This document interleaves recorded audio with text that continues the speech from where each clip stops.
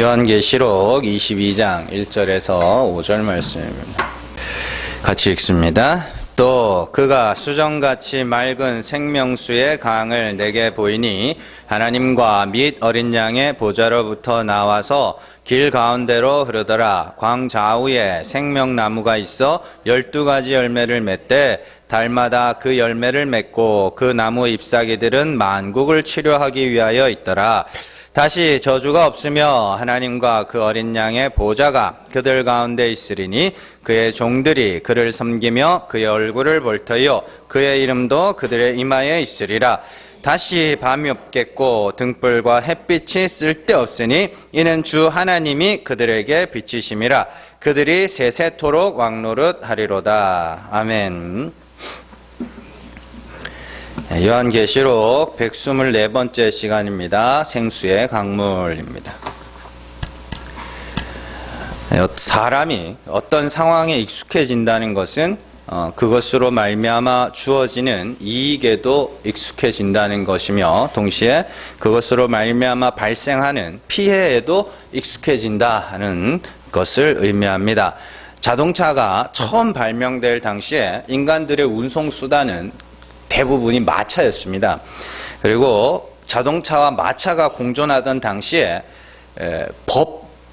법이 생겨야 될 거 아닙니까? 자동차가 생겼으니까 이제 질서가 필요하니까 법을 세워야 되겠죠? 그래서 법은 마차를 중심으로 세워졌습니다. 그래서 마차와 자동차가 마주치면은 자동차가 양보를 해야 되고 또 자동차가 내뿜는 증기에 말이 놀랄 수가 있으니까 말 옆에서는 증기를 내뿜으면 안 된다. 그런 법도 있었어요.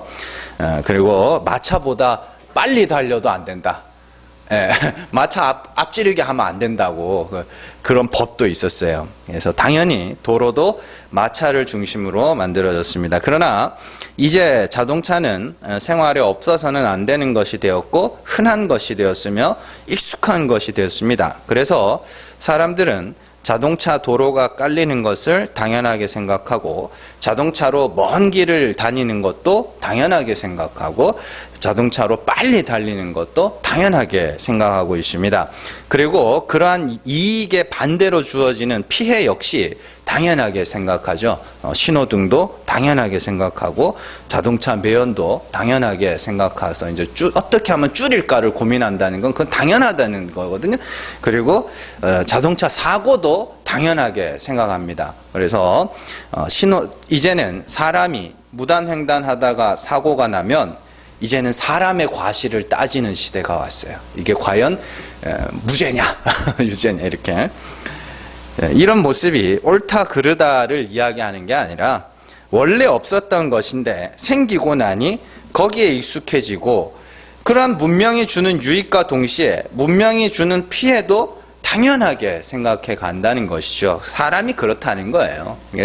그러면서 자연스럽게 생기는 현상이 그것이 없던 시대의 삶을 잊어간다는 거예요. 예를 들어서 휴대전화 지금 다 갖고 계시잖아요. 조그만 애들까지도 다 갖고 있는데 그거 없었을 때 어떻게 사셨어요? 이제는 흔히들 이야기잖아요. 야 이거 없으면 이제 어떻게 사냐 막 그러면서 거기에 다 들어있잖아요. 카드도 들어있고 그걸로 뭐 사진도 들어있고 뭐 다 들어있어요. 그래서 자, 자동차도 마찬가지고 휴대전화도 마찬가지고 그것이 없던 시대, 그것이 없던 세상은 상상하기 어려운 세상이 되어버렸죠. 그런데 잘 생각을 해보시면 그것이 없던 시대에도 잘 살았어요. 잘 살았다는 게 부자로 살았다는 게 아니고 그냥 살았다니까요. 없던 시대에도. 그렇잖아요.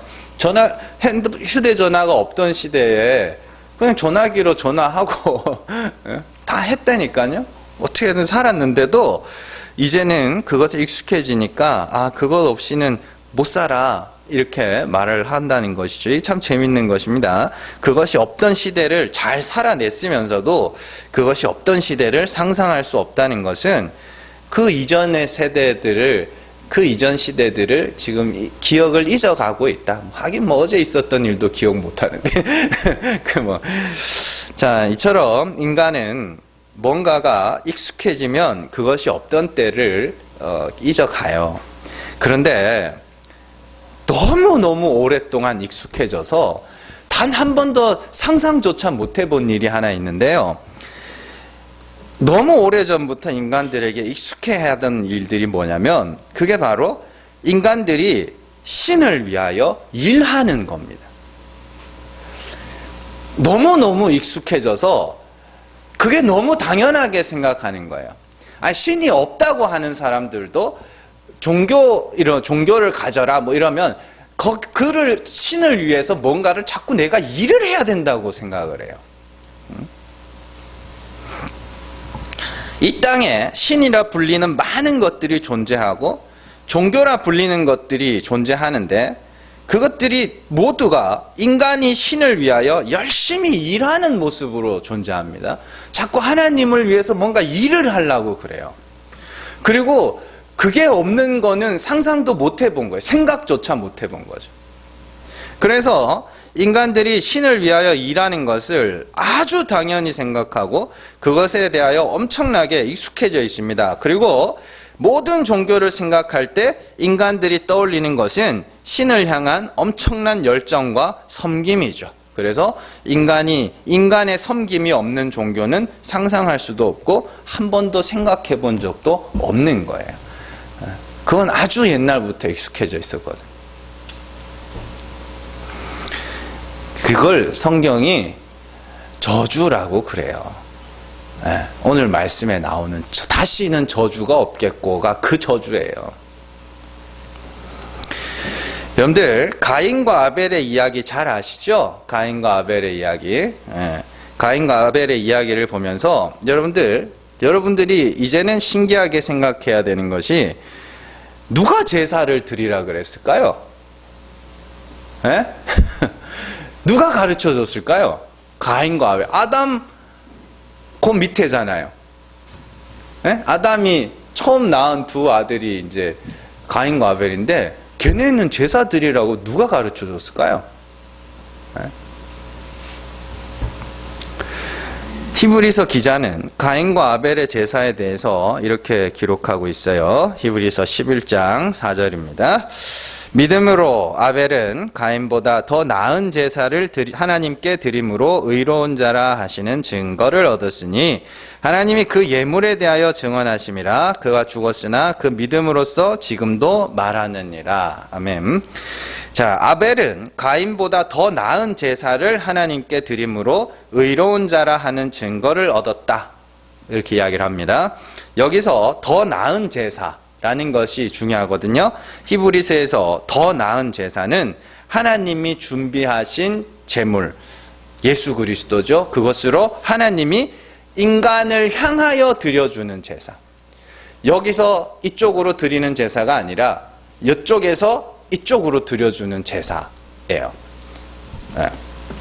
그러면 하나님이 준비하신 예물이면 제사는 하나님이 인간을 향하여 드리는 제사입니다. 인간을 향하여 드린다는 게 중요한 거예요. 히브리서 10장 5절에서 10절입니다. 같이 읽습니다. 그러므로 주께서 세상에 임하실 때에 이르시되 하나님이 제사와 예물을 원하지 아니하시고 오직 나를 위하여 한 몸을 예비하셨도다. 번제와 속죄제는 기뻐하지 아니하시나니 이에 내가 말하기를 하나님이여 보시옵소서 두루마리 책에 나를 가리켜 기록된 것과 같이 하나님의 뜻을 행하러 왔나이다 하셨느니라. 위에 말씀하시기를 주께서는 제사와 예물과 번제와 속죄제는 원하지도 아니하고 기뻐하지도 아니하신다 하셨고 이는 다 율법을 따라 드리는 것이라. 그 후에 말씀하시기를 보시옵소서 내가 하나님의 뜻을 행하러 왔나이다 하셨으니 그 첫째 것을 폐하심은 둘째 것을 세우려 하심이라. 이 뜻을 따라 예수 그리스도의 몸을 단번에 드리심으로 말미암아 우리가 거룩함을 얻었노라. 아멘. 잘 보세요. 아벨이 가인보다 더 나은 제사를 드렸다는 것은 아벨이 장차 하나님이 인간을 향하여 드려주실 그 제사를 모형으로 그림자로 드려줬다. 한번 보여줬다. 이런 뜻이에요. 그러나 가인의 제사는 사람의 것, 땅의 소산, 사람의 것, 그걸 하나님께 드린 거란 말이에요.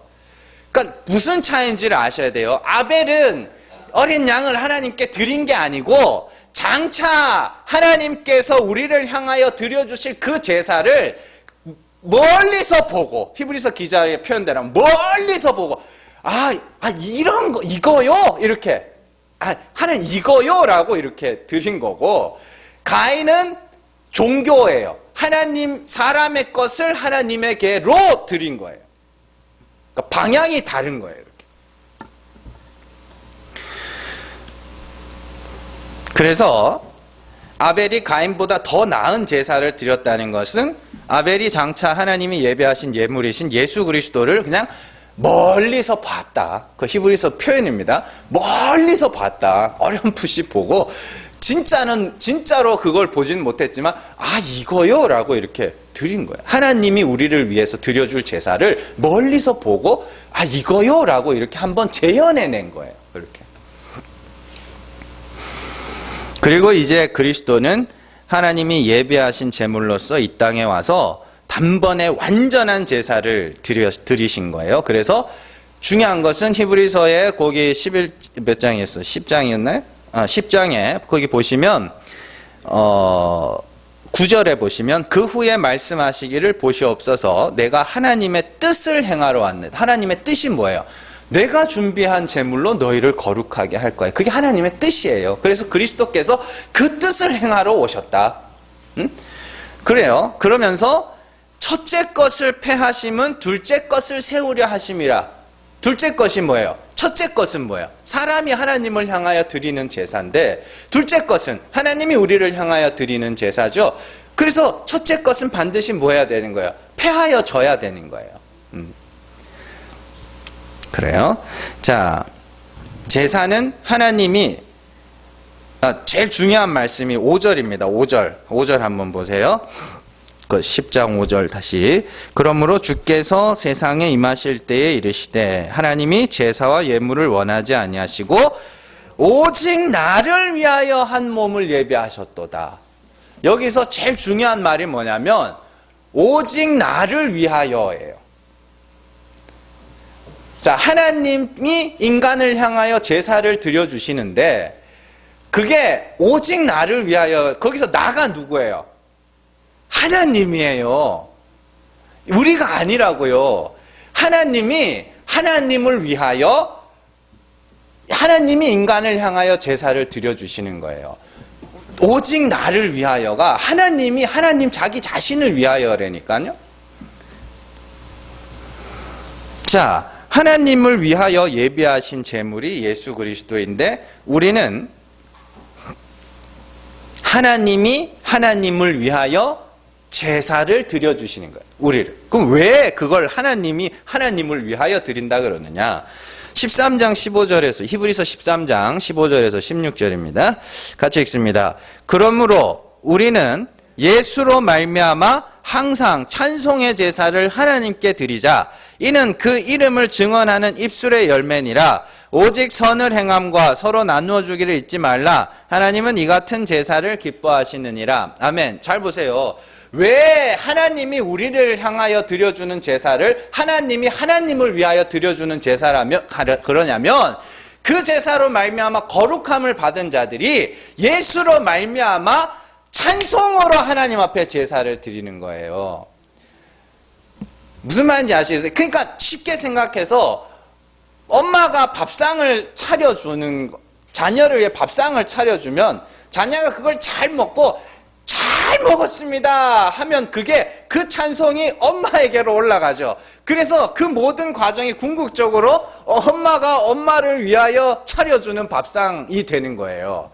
그 이해가 되세요? 예. 그러면 인간이 하나님을 향하여 제사를 드리는 건 그건 결국엔 누구를 위한 거냐면 자기를 위한 거예요. 왜냐하면 내가 뭔가를 한 게 있기 때문에, 일한 게 있기 때문에. 그래서 그들이 천국에 올라가면 누구 때문에? 내가 열심히 제사 드려서 올라왔다 그럴 거 아니냐고요. 그 은혜의 원리를 잘 아셔야 되는 거예요. 그러니까 사도 바울이 갈라디아서에서도 율법과 할례를 가르치는 자들을 보고 그들이 사람을 좋게 하는 자들이라고 말하는 이유도 그거예요. 자기가 뭔가 한 게 있으면 그 영광이 자기에게로 돌아가는 거기 때문에, 육체의 자랑이 하나님 앞에서 내가 이렇게 했으니까 그 자랑이 자기에게로 돌아가는 거기 때문에 그걸 사람에게 좋게 하는 거라 그러고, 일한 것이 없는 자를 구원하셔야 그 찬송이 하나님에게로 올라간단 말이에요. 그걸 하나님이 나를 위하여 한 예물을 준비하셨다라고 이야기를 하는 거예요.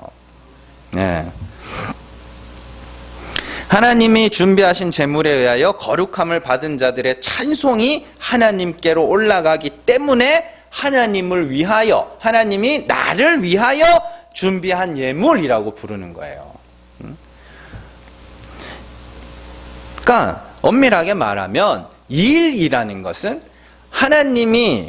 사람이 하나님을 위하여 일하는 게 아니라 하나님이 우리를 위하여 일하시면 우리는 그 일에 의하여 거룩함을 받고 찬송하는 거예요. 그 성경이 다 그 이야기예요, 결국엔. 바울이 아덴에 갔을 때 역시 이와 동일한 설교를 합니다. 사도행전 17장 22절에서 25절 같이 읽습니다. 바울이 아레오바고 가운데 서서 말하되 아덴 사람들아 너희를 보니 범사에 종교심이 많도다. 내가 두루 다니며 너희가 위하는 것들을 보다가 알지 못하는 신에게라고 새긴 단도 보았으니 그런즉 너희가 알지 못하고 위하는 그것을 내가 너희에게 알게 하리라. 우주와 그 가운데 있는 만물을 지으신 하나님께서는 천지의 주제시니 손으로 지은 전에 계시지 아니하시고 또 무엇이 부족한 것처럼 사람의 손으로 섬김을 받으시는 것이 아니니 이는 만민에게 생명과 호흡과 만물을 친히 주시는 이심이라. 29절에서 31절 같이 읽습니다.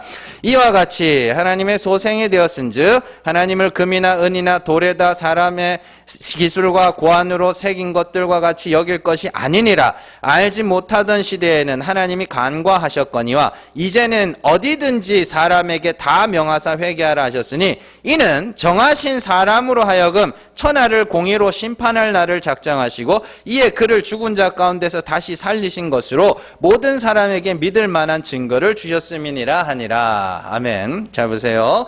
바울이 아덴에서 한 설교인데 그 내용 한번 보시면 바울이 아덴 사람을 향하여 범사에 종교심이 많은 사람들이다 이렇게 해요.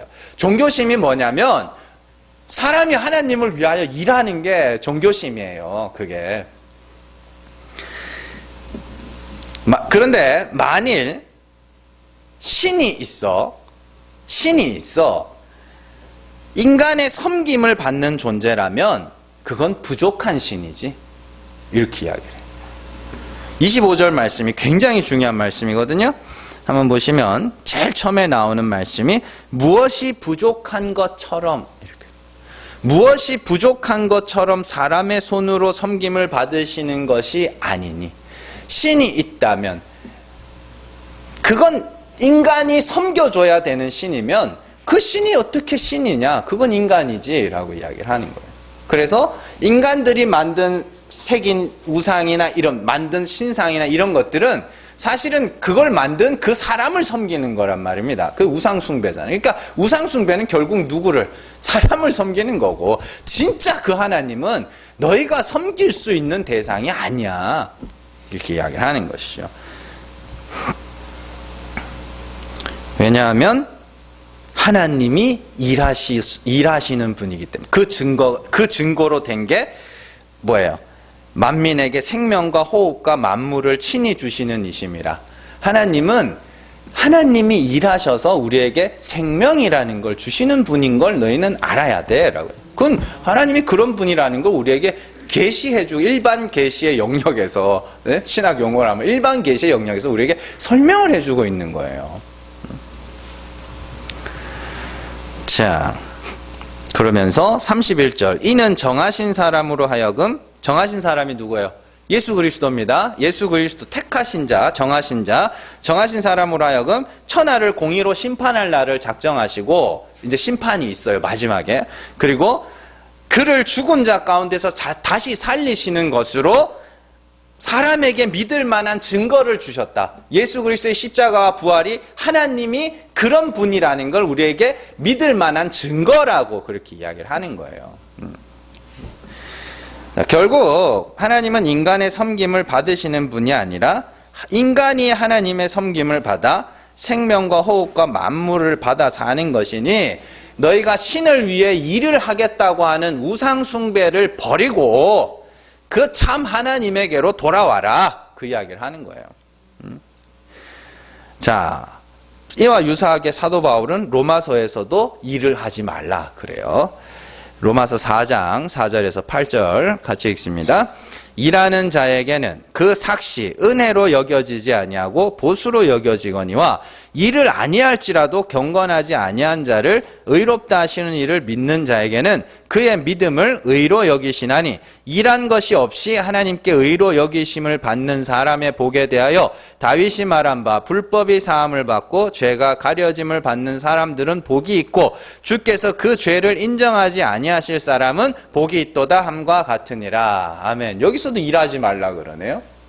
왜요? 일한 것이 있으면 삭시 보수로 여겨지지 은혜로 여겨지지 않을 거니까 일하지 말라 그래요.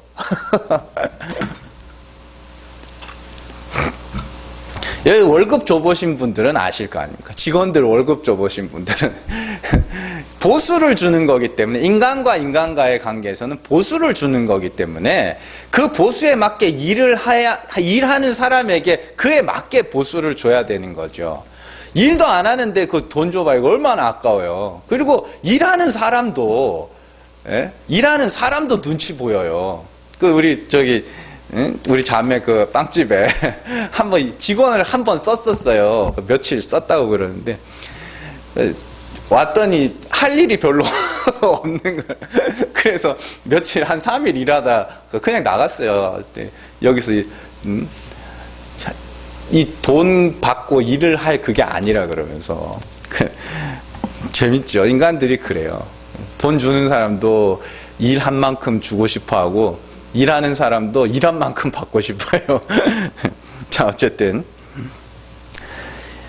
그래서 성도는 반드시 일한 것이 없이 하나님께 의롭다 여김을 받아야 돼요. 그런데 7절과 8절을 잘 보시면 일을 하지 않는 사람들을 어떤 사람들이라고 하냐면 불법이 사함을 받고 죄가 가려짐을 받는 사람들은 복이 있다고 하고 죄를 인정하지 아니하실 사람은 복이 있다 이렇게 이야기를 합니다. 그러면 사람의 일이라는 것이 결국은 뭐냐면 죄를 안 짓기 위한 일, 불법을 행하지 않기 위한 일, 또 더 나아가 스스로 의롭고자 하는 일이에요.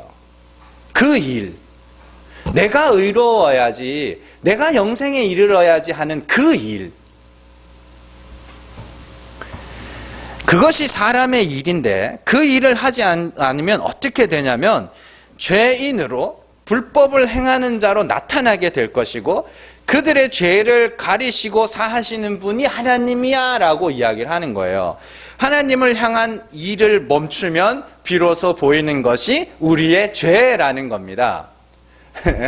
이번 주에 해민인가 참 시끄럽다. 그 사람이 쓴 책이 제일 유명한 책이 멈추면 비로소 보이는 것들인데 내가 의롭고자 하는 그 일을 멈추면 비로소 여러분들의 죄가 보인다고요.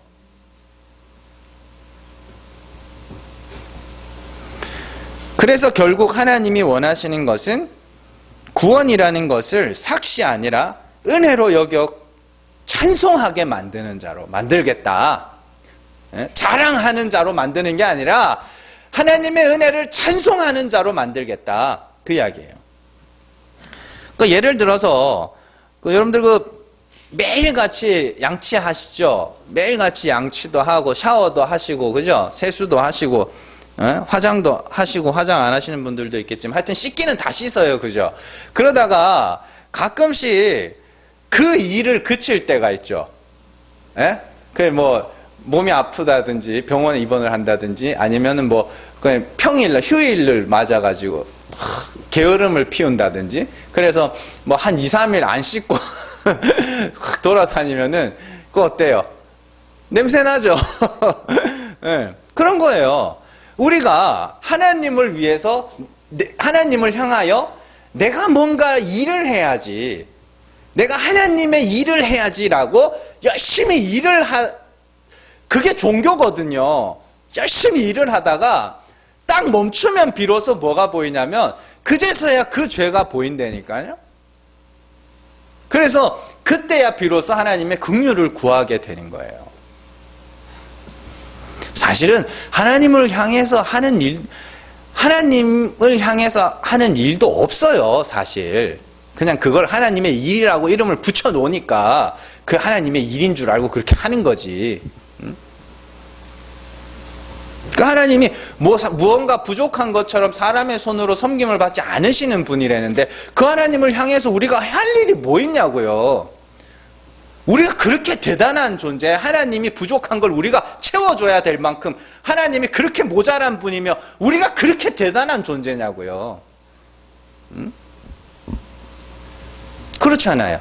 그래서 그렇네 라고 알고, 그래서 하나님을 향하여 뭔가 하겠다고 하는 그 마음을 딱 그치면 그제서야 비로소 내가 어떠한 존재인지를 알게 된다는 거예요.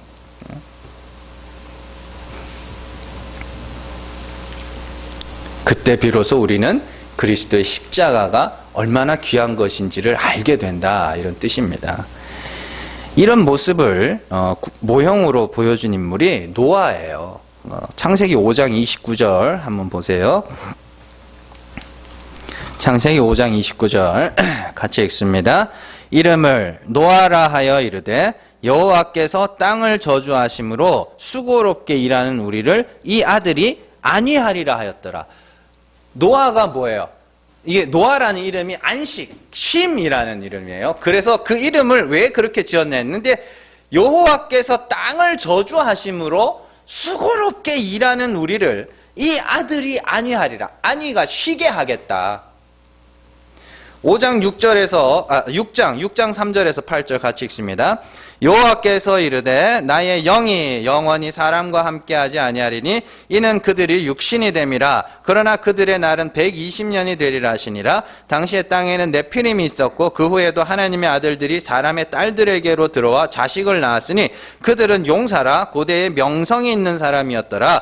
여호와께서 사람의 죄악이 세상에 가득함과 그의 마음으로 생각하는 모든 계획이 항상 악할 뿐임을 보시고 땅에 사람 지으셨음을 한탄하사 마음에 근심하시고 이르시되 내가 창조한 사람을 때가 지면에서 쓸어버리되 사람으로부터 가축과 기는 것과 공중의 새까지 그리하리니 이는 내가 그것들을 지었음을 한탄함이니라 하시니라. 그러나 노아는 여호와께 은혜를 입었더라.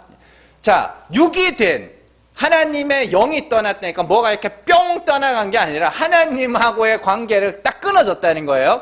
하나님하고 관계가 끊어져서 육이 된 인간들이 어떤 인간들이었냐면 네피림, 큰 자, 용사, 유명한 자, 유명하다니까 유명한 그게 아니라 이름이 있다. 하나님 앞에서 자기 이름이 있는 자라는 뜻이에요. 이름을 가진 자라는 뜻이라고. 유명하게. 와, 엄청 유명하다. 이름만 되면 아는 연예인, 그런 유명한 게 아니고 있을 이름명. 하나님 앞에 나타낼 자기 이름이 있는 자. 그들이 다 뭐냐면 저주받아서 일하는 자들이에요. 하나님 앞에 큰 자로, 유명한 자로, 용사로. 그런데 다 그렇게 일하는 중에 어떤 이가, 쉼을 얻은 어떤 이가 있는데 노아인데 그가 어떻게 해요? 하나님께 은혜를 받았더라. 그런 이야기예요. 그래서 은혜를 받아서 뭐 한 거예요? 쉼을 얻는 거예요. 무슨 쉼을 얻었어요? 내가 유명한 자, 유명이 아니라 나는 사도 바울의 고백같이 우리는 무명한 자 같으나 유명한 자요. 약할 때 강함이 돼. 하나님이 그런 분이구나. 그럼 나는 약함이어야지. 그잖아요. 작은 자들을 들어 큰 자를 부끄럽게 하시는 분이라며. 그러면 그럼 나는 작은 자여야 되는구나. 그게 쉼이라니까요. 그래서 방주를 짓잖아요. 방주 짓는 거 엄청 일이잖아요. 근데 그 방주를 누가 지으라 했어요? 하나님이 지으라 한 거죠. 그리고 그 방주 안에서 구원받는다고요.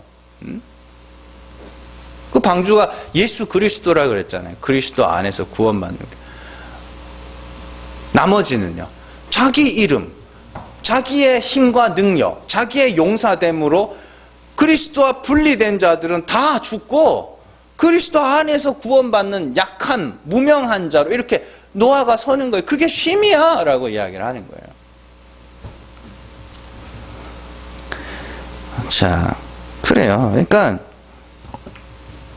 인간은 열심히 일하여 스스로 영생에 이르는 것이 아니라 그 스스로 영생에 이르겠다는 그 일을 쉬고, 그 일을 쉬고 하나님의 긍휼하심을 구하여 영생에 이르게 되는 거예요. 그래서 은혜 밖에 있는 자들은 전부 심판에 던져지는 것이고 은혜를 아는 자들만 구원에 이르는 거예요. 오늘 말씀에서 요한은 영원한 하나님 나라를 묘사하고 있는데 어린 양의 보좌로부터 나오는 수정같이 맑은 강이 하나 나오네요. 그리고 거기서 생명나무와 만국을 치료하는 잎사귀들이 나오고 뭐 그러는데 이런 모습은 에스겔의 환상과 동일한 환상입니다. 근데 잘 보세요. 자, 계시록에서는 강이 어디서 시작됐어요? 어린 양의 보좌. 안 나오나? 네. 22장 1절. 또 그가 수정같이 맑은 생명수의 강을, 생명수랑 생수랑 같은 단어입니다. 생수니까 뭐 어디 슈퍼에 파는 그런 생수가 아니라 생명수예요. 자, 수정같이 맑은 생명수의 강을 내게 보이니 하나님과 및 어린 양의 보좌로부터 나왔다. 그 강이 하나님과 어린 양의 보좌로부터 나왔어요. 그 강이. 자, 에스겔 47장 12절 같이 읽습니다. 광 좌우에는 각종 먹을 과실나무가 자라서 그 잎이 시들지 아니하며 열매가 끊이지 아니하고 달마다 새 열매를 맺으리니 그 물이 성소를 통하여 나옴이라. 그 열매는 먹을 만하고 그 잎사귀는 약재료가 되리라. 똑같은 거예요, 오늘 말씀이랑. 그런데 요한계시록에서는 생수의 강이, 생명수의 강이 하나님과 어린 양의 보좌로부터 나왔는데 47장, 에스겔 47장에서는 그 강이 어디서 나왔어요? 성소에서 나왔다 그래요. 네? 그래서 앞서 우리가 21장에서 예루살렘 성 안에 성전이 없고 하나님과 어린 양이 성전이 되어 하나님의 영광의 빛을 비추는 이야기 살펴봤죠? 똑같은 이야기예요, 그거랑. 보좌에서부터 에스겔에서는 하나님의 성전의 보좌의 성소에서부터 물이 흘러서 이렇게 열매를 맺고 그러는데 22장에서는 하나님과 어린 양의 보좌에서부터 이렇게 흘러가는 거죠. 말이 이렇게 꼬이냐. 성소에서 나오고 보좌에서 나오고. 그러면 그 보좌가 어디라는 소리예요? 성소라는 소리예요. 그렇잖아요. 자, 하나님과 어린 양의 보좌가 성소이고 21장에서는 성전이 하나님의 영광이 비치는 빛이라 하고 또 22장에서는 거기서 물이 흘러나온다고 하니 둘은 그냥 같은 이야기예요. 하나님의 영광의 빛이 비치는 곳이 어디예요? 성령이 거하시는 전인 교회. 여러분들, 이거 우리 이야기예요. 예. 그러면 그 강이 흘러 넘쳐나야 되는 것도 어디예요? 우리라니까요. 자, 성령이 거하시는 전인 교회가 여기예요, 여기? 아니요, 여러분들이라니까요. 자, 요한복음 7장에서 예수님이 이걸 그냥 그대로 말씀을 해주시죠. 요한복음 7장 37절에서 39절 같이 읽습니다.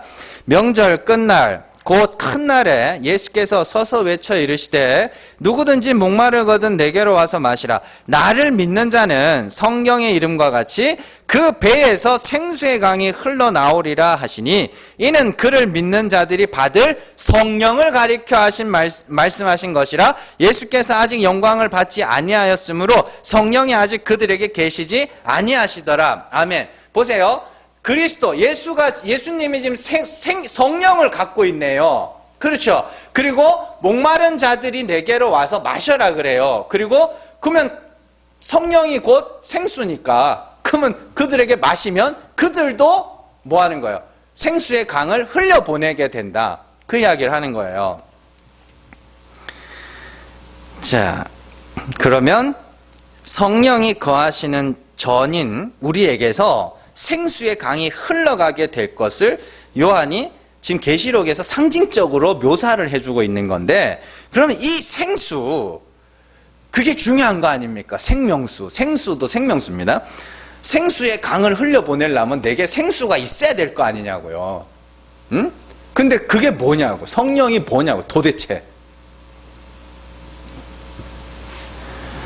성령이라는 것은 하나님의 영광을 아는 빛, 하나님이 어떠한 분인가를 아는 지식, 하나님의 말씀, 하나님의 계시를 이야기하는 거예요.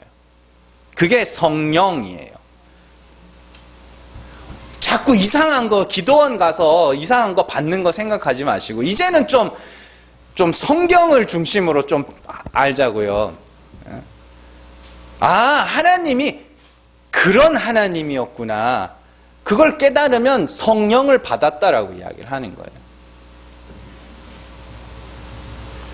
자, 예수 그리스도께서 이 땅에 오셔서 세례를 받으실 때 성령이 임해요. 그렇죠. 세례 받고 물 세례 받고 올라오실 때 성령이 임하고, 그 성령이 예수 그리스도를 어디로 인도하시어요? 그 성령이 예수 그리스도를 십자가로 인도했죠. 그리고 십자가에서 물과 피를, 옆구리가 뚫리고 물과 피가 쏟아집니다. 그런데 그 물과 피를 요한이 성령이라 그래요. 그리고 성령을 진리라 그런다고요. 요한일서 5장 6절 한번 보세요. 요한일서 5장 6절 같이 읽습니다. 이는 물과 피로 임하신 이시니 곧 예수 그리스도시라. 물로만 아니요 물과 피로 임하셨고 증언하시는 이는 성령이시니 성령은 진리니라. 아멘. 그러니까 예수 그리스도께서 십자가에서 못 박혀 죽으시고 옆구리가 떨려서 물과 피를 쏟으시는 건 그리스도가 죽으시고 부활하신 이후에 성령이 임할 것을 상징적으로 보여준 거예요, 거기서. 그래서 물과 피를 쏟아 흘러가는 거예요, 생수가. 예수 그리스도로부터 생수가 흘러가서 그 생수를 받은 이들이 또 그 옆구리가 뚫려 생수가 흘러가게 될 것을 그게 상징적으로 보여준 거란 말입니다. 그러니까 성령은 뭐라 그래요? 진리지. 그럼 진리는 뭔데요? 참 하나님. 이거를 가르쳐 드리려고 그렇게 하는 거예요. 참 하나님. 참 하나님을 아는 지식. 우리가 열심히 일해야 하는 하나님 말고 바울이 말한 그 참 하나님, 아들을 죽여 우리를 거룩하게 하심으로 우리의 찬송을 받으시고자 하는, 우리를 위하여 일하시는 그 하나님, 그게 진리고 성령이라니까요. 그 하나님을 알아버리면.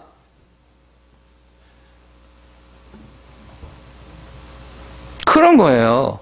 그래서 그 생수를 받은 자들이 이제 뭐 하는 거예요? 생수를 흘려보내겠죠.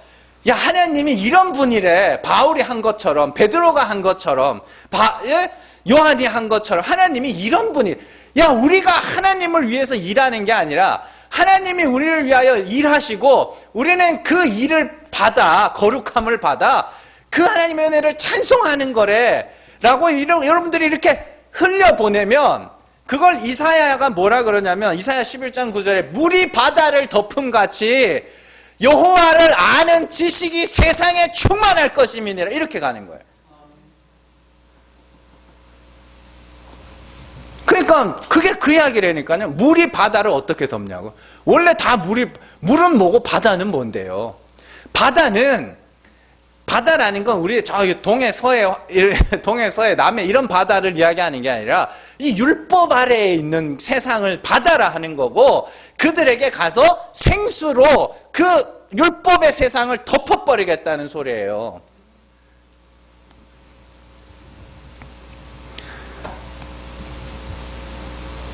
그러니까 하나님이 그런 분이었구나. 은혜라는 게 그런 거였구나. 긍휼이라는 게 그런 거였구나. 그런 것들 여러분들이 그렇지, 하나님이 이런 분이셨구나라는 걸 깨달아 알면 그게 성령이 임했다라고 이야기를 하는 거예요. 그래서 성령, 내가 너희에게 전한 말이 그게 영이야, 이런 말도 나오고, 또 사람이 영을 사도 요한이 영을 분별하라 그러잖아요. 이렇게 진짜 영을 분별하라 그러면서 뒤에 가면 뭐라 그러냐면 말을 분별하라 그래요. 그들이 어떤 하나님으로 가르치는지 그 말을 좀 분별해라. 다 그런 이야기라니까요. 그 하나님. 근데 그 영을 아무나 받느냐? 아무나 못 받는 게 문제지. 그게 아무리 제가 이렇게 설명을 해도 어떤 사람은 이 어린애들은 그게 뭔 말인지를 못 알아보는 사람들도 있을 거고, 어떤 사람은 앉아가지고, 에이씨, 아니야, 이러는 사람들도 있을 거고, 못 받는 사람은 어떻게든 못 받는다니까요. 그러나 깨닫는 사람은 어떻게든 하나님이 깨닫게 하셔요. 아니, 글자 하나, 이 한글을 몰라서 성경을 못 읽는 사람이라도 이 말씀이, 제가 지금 전하는 이 영이, 이 하나님이 여러분들 안에 팍팍팍 꽂히면은 하나님이 깨닫게 하시면 깨닫게 된다니까요. 그렇게. 그리고 그 성령이 임하면 그 속에서 두 가지 일을 하는데, 크게 두 가지 일을 하는데, 하나가 우리를 죽여가시는 거예요. 로마서 8장 11절 같이 읽습니다. 예수를 죽은 자 가운데서 살리신 이의 영이 너희 안에 거하시면 그리스도 예수를 죽은 자 가운데서 살리신 이가 너희 안에 거하시는 그의 영으로 말미암아 너희 죽을 몸도 살리시리라. 예수를 죽은 자 가운데서 살리신 이의 영이, 성령이 임하자, 예수님이 세례받고 올라와서 성령이 임하자 그 영이 예수를 죽은 자 가운데서 살리도록 인도해 가셨다. 그러면 그 동일한 성령이 우리에게 임하면 우리도 반드시 예수와 함께 죽었다가 살아나야 될 자로, 그래서 우리를 뭐라고 하면 너희 죽을 몸이라고 말하는 거예요.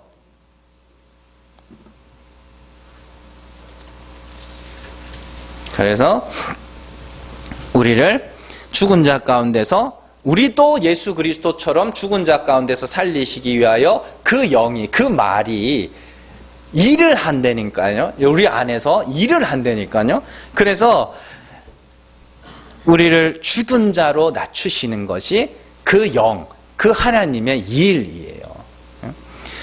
자, 히브리서 가면은 4장인가요? 거기 보면 하나님의 말씀은 운동력이, 살았고 운동력이, 하나님의 말씀에 운동력이 있다는 게 뭐예요? 성경 구절을 많이 외워놓으면, 저기 저 강남의 서초동의 큰 교회 목사님이 그렇게 설교하더만요. 자기는 말씀을 많이 외웠대요. 많이 외워가지고 그게 고난이 오고 어려움이 오고 환난 때가 오고 그러면 그 말씀이 막 일을 한대요.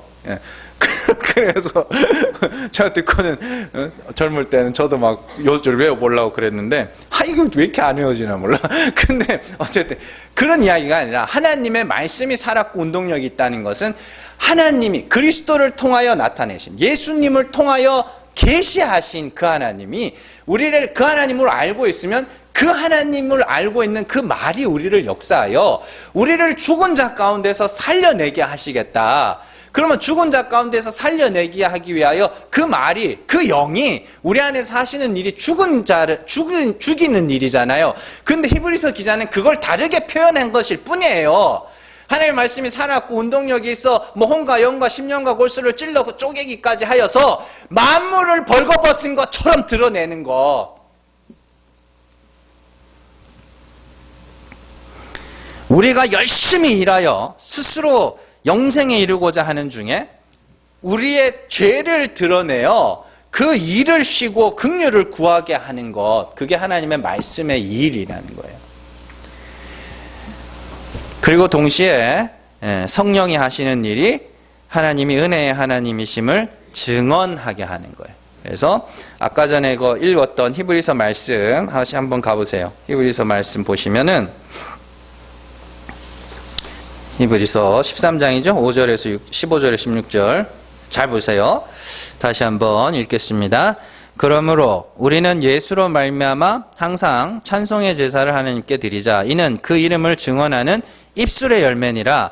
오직 선을 행함과 서로 나누어 주기를 잊지 말라. 하나님은 이 같은 제사를 기뻐하시느니라. 잘 보세요. 그러므로 우리는 예수로 말미암아 항상 찬송의 제사를 드리자라고 이야기를 하죠. 그리고는 16절에서는 오직 선을 행함과 서로 나누어 주기를 잊지 말라. 하나님은 이 같은 제사를 기뻐하시느니라. 이렇게 되어 있습니다.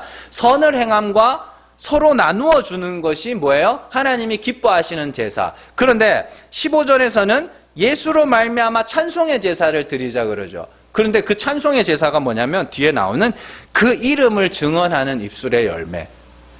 그리스도께서 나타내신 그 하나님이 어떠한 분인지를 증언하는 그 입술의 열매, 그걸 선을 행하는 거라 하고, 그걸 뭐라 그러냐면 나누어 주는 것이라 그래요. 그래서 사도 바울이 우리는 가난한 자 같으나 많은 사람을 부요하게 하는 자라고 그렇게 이야기를 하는 겁니다. 세상이 보기에 뭐 저런 인간이 다 있어라고, 너는 왜 이렇게 예수 믿는다고 교회 다닌다고 하는 인간이 왜 그렇게밖에 못 사니? 이런 욕을 먹어도, 야, 그래서 나는 예수 아니면 안 되는 자야, 그래서 나는 하나님의 긍휼하심을 구해야 되는 자야 라고 다른 이들에게 나누어 주면 그게 많은 사람을 부요하게 하는 거야 라고요. 아무것도 없는데 어떻게 많은 사람들을 부요하게 해요? 그런 거예요. 그래서 히브리서의 말씀에서 선을 행하고 나누어 주는 것이 하나님이 기쁘게 받으실 제사라고 하는 것처럼 그게 우리의 찬송이에요. 그러니까 찬송이라고 하는 것이 뭐냐면, 우리가 이렇게 모여서 반주에 맞춰서 하는 것도 찬송이지만, 여러분들이 나가서 야, 하나님이 그런 분이란다, 하나님이 그런 분이래 라고 이렇게, 그게 진짜 찬송이라니까요. 사람 앞에서 그게 하나님을 부끄러워하지 않는 거예요. 그게 우리가 흘려보내는 생수의 강물이에요. 강물. 14만 4천의 이마에 하나님과 어린 양의 이름이 있어 그들을 통하여 만국의 하나님의 영광을 빛을 비추는 것과 동일하게. 그죠? 14만 4천의 이마에 하나님과 어린 양의 이름이 있고 그들을 통하여 하나님과 어린 양의 빛이, 하나님의 빛이, 영광의 빛이 세상의 빛이죠. 예? 그게 하나님의 통치 아래에 있는 교회의 모습이다라는 걸 보여주는 거고, 그냥 똑같은 이야기를 그냥 재료만 바꿔서 설명한 것 뿐이에요. 성령이 그리스도께로 부활하신 그리스도에게서 임한 그 성령이, 그 하나님을 아는 영광을 아는 지식이 내 안에 있어. 그것으로 다른 이들에게 생수가 흘러가면 12가지 생명나무 과실이라고 하는데 12는 뭐야? 아들이죠. 또 다른 아들이 열매를 맺게 되는 것이고, 그들의 죄가 사함을 받게 되는 것이고, 그 이파리에 다 그 이야기라니까요. 그래서 오늘 말씀도 보시면은 5절에 보세요. 다시 4절 5절 그의 얼굴을 볼 터이요 그의 이름도 그들의 이마에 있으리라. 다시 밤이 없겠고 등불과 햇빛이 쓸데없으니 이는 주 하나님이 그들에게 빛이심이라. 그들이 세세토록 왕노릇하리로다. 21장 그 앞에 한번 가보세요. 21장 25절 24, 25절 23절부터 같이 읽습니다. 그 성은 해나 달에 비침이 쓸데없으니 이는 하나님의 영광이 비치고 어린 양이 그 등불이 되심이라. 만국이 그 빛 가운데로 다니고 땅의 왕들이 자기 영광을 가지고 그리로 들어가리라. 낮에 성문들을 도무지 닫지 아니하리니 거기에는 밤이 없음이라. 아멘. 똑같이 끝나잖아요. 이야기가 같은 이야기라니까요. 여러분들이 하나님께서 예수의 그리스도의 얼굴에 나타난 하나님의 영광을 아는 빛, 예수님이 나타내신 그 은혜의 하나님, 긍휼의 하나님을 여러분들이 아하, 그 하나님이 그런 분이었구나라고 깨달아 알게 되면 그 말이, 그 하나님을 아는 지식이 우리 안에서 역사하여 우리를 죽은 자 가운데서 살아나게 하시는 과정을, 우리 그 구원의 과정이고 겪는 것이고, 거기서 또한 빛이 비추어 다른 이들에게 그 하나님이 어떠한 분인지를 나타내는 자가 되면 그 말을 들은 어떤 이들이 또 주님 앞에 나오게 되는 것이고, 그걸 또 물로 설명한 게 오늘 말씀이에요. 보좌가 어디예요? 내 안에 그 하나님이 있다면서요. 그 하나님이 어떠한 분인지를 알아. 성령이 거하시는 전인 우리에게서, 그 배에서 생수의 강이 흘러서 거기서 또 다른 아들이라는 열매가 맺히게 되는 그 이야기를 그림 언어로 설명하고 있는 겁니다. 그래서 3절에 그 과정 중에 나오는 게 3절에 다시 저주가 없으며 이렇게 나오죠. 다시 저주가 없으며. 이 저주가 뭐냐면 일하는 저주예요. 아까 노아의 이름이 안식이잖아요. 노아의 이름을 말할 때 하나님이 땅을 저주하심으로 수고로이 일하는 우리를 아니하리라. 그 저주가 이 저주라니까요. 일하는 저주, 아담이 받았던 저주, 짐승의 표를 받은 자들이 끊임없이 쉼없이 일하는 저주. 그 저주가 다시는 없을 것이다, 이렇게 이야기해요. 일을 그치고 죄가 드러나 하나님의 긍휼하심을 구하고 하나님의 크신 은혜로 말미암아 영생에 이르러 찬송이 온전히 하나님께로만 올라가는 것. 이 땅에서 우리가 그 상태를 잠깐 맛볼 때가 있거든요. 그걸 성령이 충만한 이라 그래요. 그게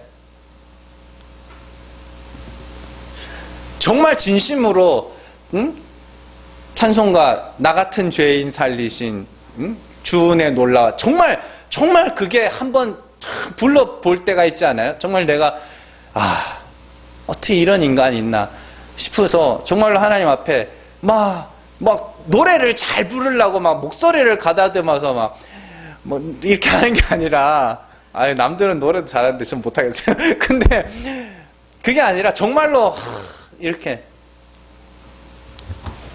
하나님의 은혜로 그거요. 그래서 정말 누군가에게 그 하나님이 어떠한 분인지를 말해주고 싶은, 그게 성령의 충만함이에요. 성령의 충만함이라는 게 불이 그런 상태가 아니라고요. 요한계시록 14장 11절입니다. 같이 읽습니다. 그 고난의 연기가 세세토록 올라가리로다.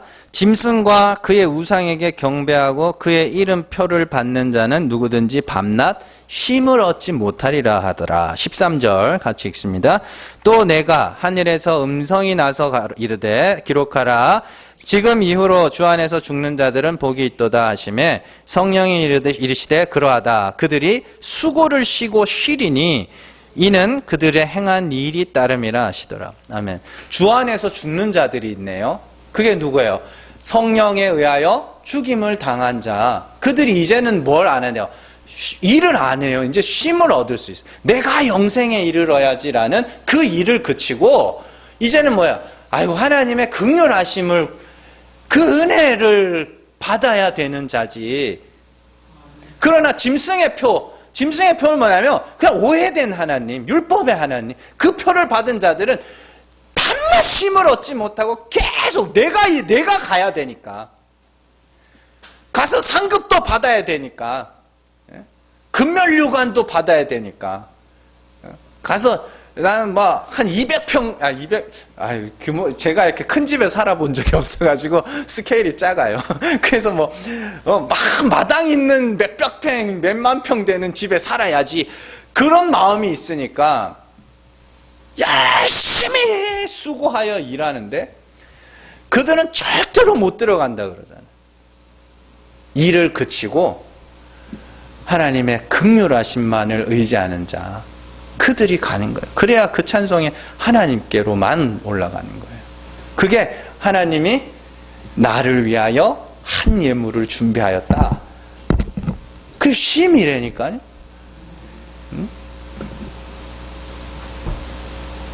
근데 인간들은 이 구원 얻는 것뿐만이 아니라 이 땅에서 살아가는 중에도 일하는 것보다 쉬는 게 더 힘든 거 아시죠?